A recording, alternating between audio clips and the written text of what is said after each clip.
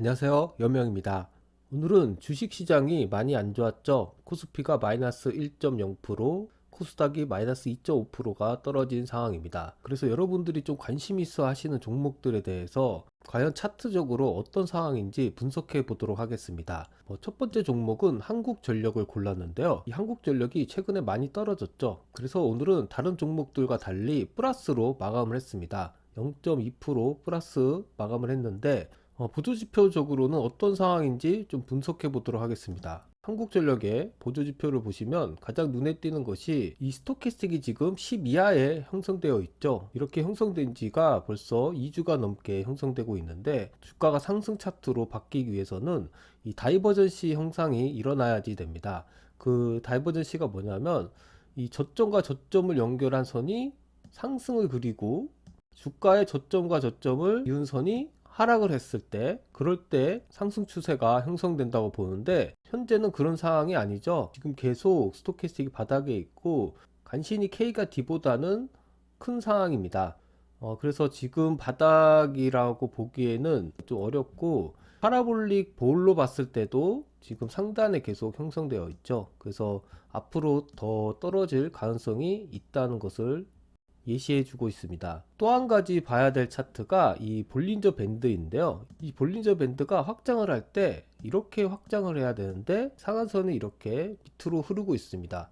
이런 경우는 확장이라고 보기 어렵기 때문에 이 볼린저 밴드와 같이 보는 ADX, 이 ADX가 50이 넘어도 바닥에 근접했다고 신뢰할 수 없는 상황이 되는 것이죠. 그래서 이런 부분을 봤을 때도 아직 바닥에 오지 않았다라고 분석할 수 있습니다. 또 하나 제가 많이 말씀드리는 것 중에 하나인 개파락 양봉이라는 그런 기법이 있습니다. 그게 뭐냐면 어제 종가보다 오늘 시초가가 갭으로 떨어진 후 오늘의 종가가 어제 종가보다 높았을 때, 그때를 개파락 양봉이라고 하는데, 이 형상을 보시면 비슷한 형상이죠. 시초가가 이렇게 떨어졌다가 오늘 종가가 어제보다 높게 끝나서 플러스 0.23%를 기록했습니다. 하지만 이 개파락 양봉에서 좀 아쉬운 부분이 뭐냐면 이 20일과 60일의 이격도, 그리고 20일과 5일간 이격도가 등간격이 돼야 되는데 이 등간격이 되지 않았고요. 그리고 이 개파락 양봉일 때의 이 거래량이 전날보다 높은 것이 좋은데, 이 높지 않고 오히려 전날보다 낮게 이렇게 형성됐죠. 이럴 경우에는 개파락 양봉이 아니다 라고 보는데, 이런 식으로 해석해 봐도 앞으로 하락 가능성이 좀 더 많다고 보여지는 것이죠. 그래서 이 종목이 많이 떨어졌다고 매수하기보다는 좀 더 기다리는 것을 추천드리고요. 현재 수급 상황을 봐도 외국인과 기관이 계속 팔고 있습니다. 그래서 이런 부분들을 봤을 때도 좀 더 기다릴 편이 좋겠다라고 생각이 되어집니다. 그리고 한국전력의 이 재무제표를 보시면 워낙에 안 좋죠. 지금 계속 적자를 보고 있는 상황인데, 아무리 PBR 자산 대비 주가가 0.1을 기록하고 있다고 해도 이것을 가치주라고 보기에는 어렵습니다. 전통적으로는 이 PBR이 1보다 낮을 경우에는 가치주에 해당하지만, 최근에는 이 자산 대비 비율을 보는 것이 아니라 PER을 보는 경우가 많습니다. 그래서 회사의 청산 가치보다는 현재 수익률을 많이 보기 때문에 이 PBR에 너무 연연하지 마시고요. PR에 좀 더 신경을 쓰면서 가치 투자를 하셨으면 좋겠습니다. 제가 다음번 시간에는 이 한국전력보다 좀 더 좋은 전력 회사를 추천해 드릴 텐데, 그 부분은 다음 시간에 알려드리도록 하겠습니다. 다음 종목은 카카오입니다. 이 카카오도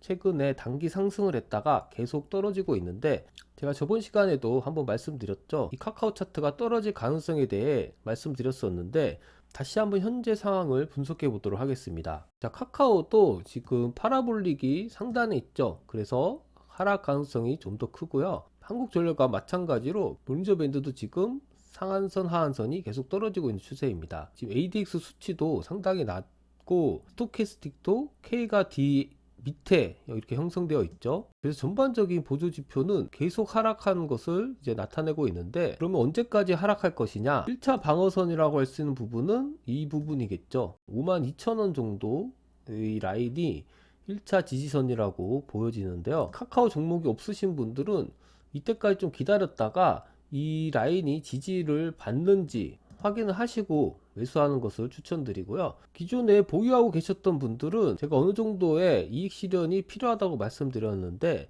아직까지 못하신 분들이 있다면은 좀 과감하게 20% 정도는 던질 필요가 있습니다.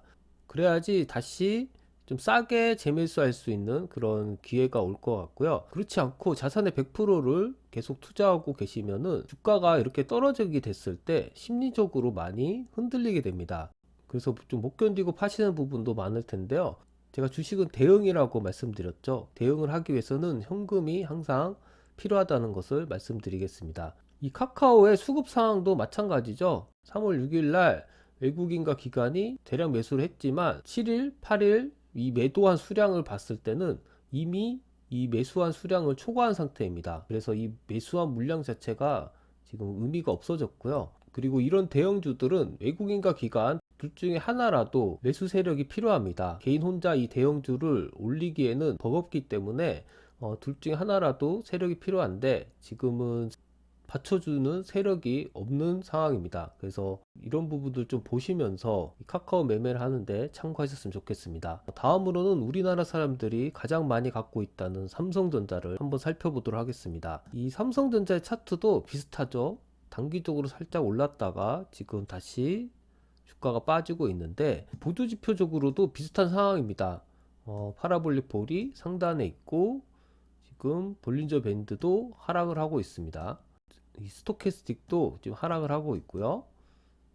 ADX도 지금 50 이하에 이렇게 형성되어 있습니다. 그래서 단기 바닥에 왔다기보다는 좀 더 하락할 수 있는 가능성이 있는데 이 삼성전자도 55,000원이 1차 지지선이 되겠죠. 그래서 이 지지선이 지지가 되는지 보시고 삼성전자를 매수하셨으면 좋겠고요. 삼성전자를 계속 모아가겠다 하시는 분들도 좀 기다렸다가 전저점 근처에 주가가 왔을 때 좀 사시는 것을 권장해 드리겠습니다. 이 삼성전자의 수급 상황도 그리 좋지만은 않은데 그래도 외국인이나 기관이 가끔씩 이렇게 대량으로 좀 사주고 있습니다.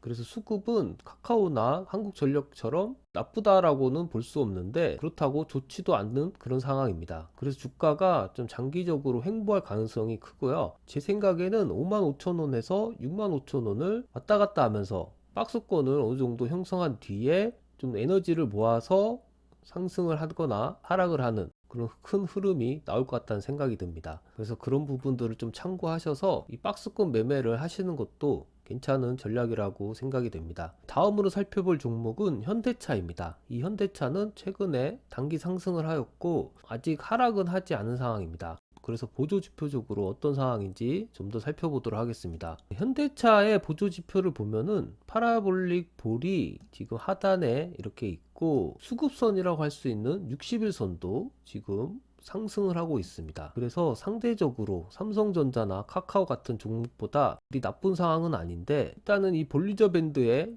중심선이 잘 지켜지는지 그리고 중심선이 깨졌다고 해도 이 볼리저 밴드의 하한선이 지켜지는지 이런 부분들도 좀 중요한 포인트인데요. 워낙에 이제 전반적인 시장 자체가 안 좋다 보니까 이렇게 좀 좋은 흐름을 가져가는 종목들도 힘이 약한 모습을 보이고 있습니다. 하지만 이미 이 현대차는 이런 지지 라인이 명확하기 때문에 지지 라인이 깨지지 않는 한 계속 들고 가는 쪽으로 생각하시는 편이 좋습니다. 그래서 16만 5천원 선이 깨지지 않는 한 계속 들고 가겠다라는 생각을 가지시는 것이 좋고요. 일단 수급선이라고 할 수 있는 60일선이 이렇게 상승하기 때문에 앞으로 좀 장기적으로 오를 가능성이 높아 보이는데요. 결국에는 한두 달 정도의 단기 흐름보다는 6개월에서 1년 정도의 큰 흐름을 보면서 투자하시는 편이 좋을 것 같다는 생각이 듭니다. 이 현대차의 수급 상황을 보면은 외국인의 매수세가 우세하죠. 그래서 8만 주 샀다가 3만 주 팔고 6만 주 샀다가 만 주 팔고 그리고 14만 주 샀다가 또 3만 주 샀다가 이런 식으로 매수세가 우위에 있는데 이렇게 대형주에서 매수 세력이 있다는 것은 앞으로의 주가가 좋게 흘러갈 가능성이 높다는 것을 나타내 줍니다. 그래서 너무 시황에 쫓기듯이 매매를 할 필요는 없을 것 같고 좀 두려움을 떨치시고 좀 장기적으로 투자하는 종목으로 생각을 하시고 매매를 하셨으면 좋겠습니다. 다음으로는 LG전자를 한번 보도록 하겠습니다. LG전자는 최근에 엄청나게 상승을 했죠. 그래서 어제까지 상승을 하다가 오늘 이렇게 떨어지게 되었는데, 결국에는 볼린저 밴드의 확장이 일어났다가 지금은 수렴 구간에 접어들었다라고 해석할 수 있습니다. 그래서 단기적으로 다시 떨어질 가능성이 크고요. 스토캐스틱 자체도 K가 D 밑에 이렇게 형성됐죠. 그래서 단기적으로 하락할 가능성이 크다라고 보여지는데, 뭐 갖고 계셨던 분들은 이미 수익 구간에 들어가기 때문에 어느 정도 이익 실현을 하시는 게 좋을 것 같다는 생각이 들고, 또 이렇게 많이 올랐다고 해서 이 LG전자를 추격 매수하시는 분들이 있을 것 같은데, 지금은 추격 매수할 때는 아니다라는 것을 말씀드리겠습니다. 차라리 매수를 하실 거면은 이런 중심선이 지지를 받는지 확인하시고 매수를 하시거나, 아니면 107,000원 정도의 볼린저 밴드의 하한선까지 주가가 떨어졌을 때 매수하시는 것을 추천드리겠습니다. 아까 전에 현대차와 마찬가지로 이 수급선이라고 할 수 있는 60일선이 이렇게 상승을 그리고 있는데요. 이렇게 되면 장기적으로 주가는 계속 오를 가능성이 크다라고 해석을 할 수 있습니다. 더군다나 LG전자의 수급 상황을 보시면 기관이 이렇게 계속 사고 있죠. 그래서 수급의 주체가 있기 때문에 좀 더 주가가 상승할 가능성이 있고요. 그렇다고 해서 추격 매수를 할 필요는 없다. 단기적으로 기술적인 하락이 있을 수 있으니까 뭐 오늘 같은 날 사기보다는 조금 더 있다가 다음 주 말쯤에 좀 매수를 하시는 것을 권해드리고요. 전체적인 시황이 좋지 않으면 이 60일선까지도 주가가 내려올 수도 있습니다. 그래서 그러한 부분들을 좀 조심할 필요가 있는데, 그래서 이런 종목들을 살 때는 분할 매수가 중요하겠죠. 여기서 한 20% 샀으면 좀 기다렸다가 뭐 한 20, 30% 사고, 그리고 50% 사고, 이렇게 좀 분할해서 매수하시는 것을 권장드리도록 하겠습니다. 이렇게 해서 우리나라 대표 기업들에 대해서 앞으로 주가가 어떻게 될 건지 좀 예측을 해 드렸는데요. 제가 설명드린 부분이 100% 맞진 않겠지만 이렇게 흘러갈 수도 있겠다는 가능성을 좀 생각해 두시면서 주식 매매를 하셨으면 좋겠습니다. 그럼 이상으로 방송을 마치겠습니다. 감사합니다.